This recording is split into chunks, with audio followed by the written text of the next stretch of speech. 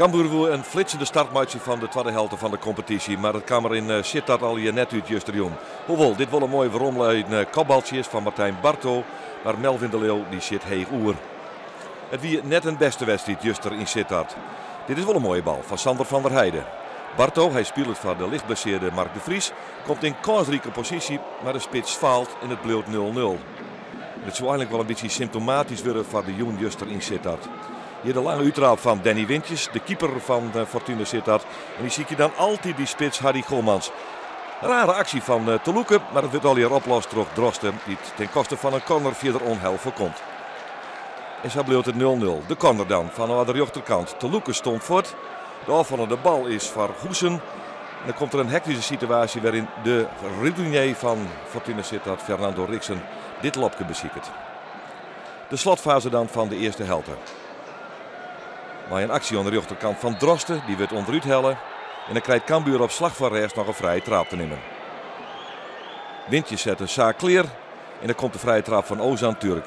De Leeuw eronder terug en Sander van der Heijden schrikt zo van een mogelijkheid dat hij eigenlijk te min docht. En zo eindigt het eerste bedrijf teleurstellend in 0-0.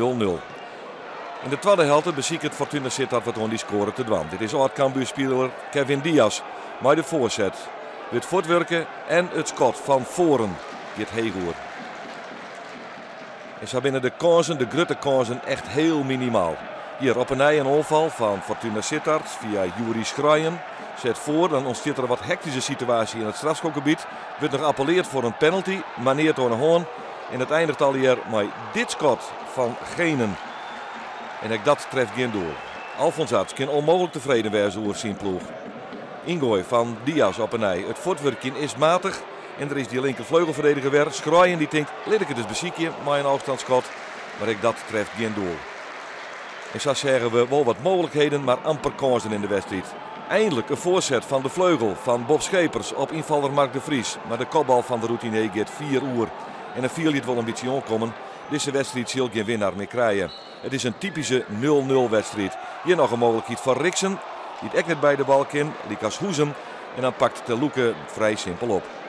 De absolute slotfase van de wedstrijd dan. Maar een vrije trap nog van Martijn van der Laan. Brengt de bal bij Sander van der Heijden. Maar ook die inzet van de onvierder van Cambuur mist de uitzoeking. De wil en intentie was absoluut, alleen ja, ze stonden gewoon goed en de ballen vielen net niet goed. En, ja, je gaat op een gegeven moment ook met lange ballen werken. Ik bedoel, vanaf de zijkant erheen gooien, maar nogmaals, ja, ze vallen niet goed. En, ja, dan blijft het een zaadpartij achteraf en het is 0-0. Ik denk als je de wedstrijdbeloop kijkt, de eerste helft, ik denk dat je heel veel in balbezit bent. Weliswaar in het laag tempo. Fortuna wat heel verdedigend en compact speelde. Nou ja, het is aan ons om daar de ideeën en de ruimtes in te vinden. Ja, de tweede helft verwacht je dan een Cambuur te zien wat nog feller en agressiever speelt. In een veel hoger tempo. Ja, en dat valt dan tegen en dan valt eigenlijk alles weg. Want zo viert de nuancering van de trainer, maar de wedstrijd kan kwartiergeer verder worden.